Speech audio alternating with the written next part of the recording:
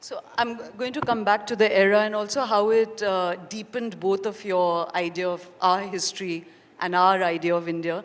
But before that, do share with the audience. It's not going to be spoilers because it's the treatment of this character, but at least what is some consensus about what are the events of his life? Is he an orphan? Did he go on that hunger strike? You know, was there this speech that, so can you give us at least some appetizers about him? Uh, just in broader strokes, if I have to, 1899 was the year when Sardar Udham Singh was born in this place called Sunam in Punjab. He lost his mother early on and then eventually his father in some time. So him and his elder brother were in an orphanage where he was actually named Sher Singh, and then the orphanage named him Udham.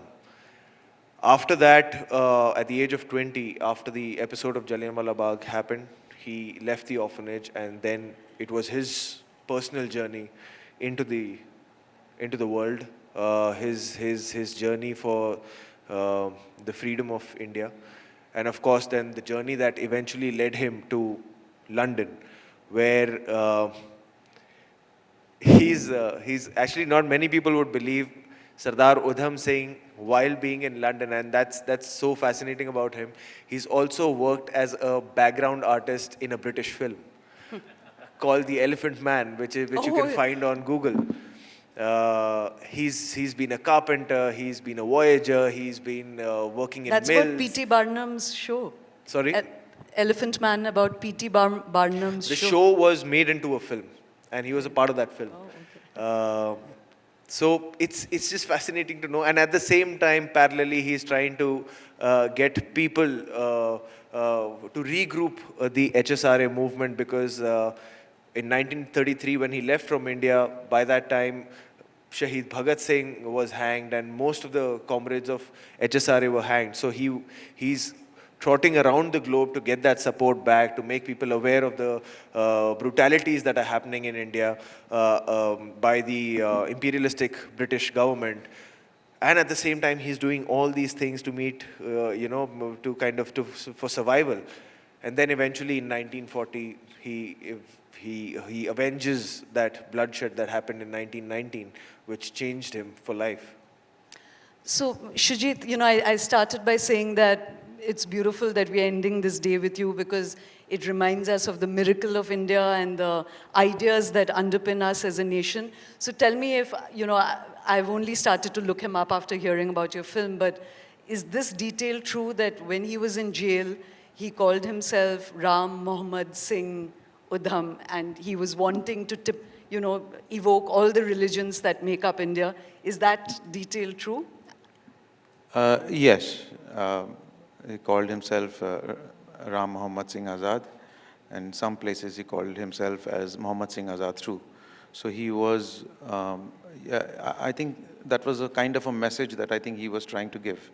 But yes, you're right that he called himself as Ram Mohammad Singh Azad. So, both of you are talking about the spirit and the ideas that you've tried to animate through his character. So, and you said you were fascinated by Bhagat Singh. So, tell us about what was it about them that attracted you so much? Was it the method that they were following? Was it the ideas? And how did that deepen your idea of India's history? And, how did your thinking evolve through this search? Well, as I said, that, a revolutionary is, we always see them as an heroic, personality, and we make them Superman. But the heroism, to me, is a little, I see it a little differently. To me, heroism is doing the right thing and at the right time, possibly, rather than not doing it. So I think I consider the heroism, and what you do is that as people are not aware of what these people were actually doing on the sideline, on a peripheral level, they were actually underground, they were called as underground rebels. But actually they were constructing a separate movement for the youth at that time, So what happened was, their idea was not just limited to India or Hindustan. They were wanting to liberate the entire world, possibly.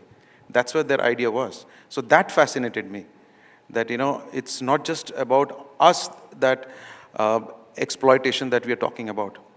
They spoke about exploitation of one human being by the other for the entire world. So that's what actually fascinated me about these revolutionaries.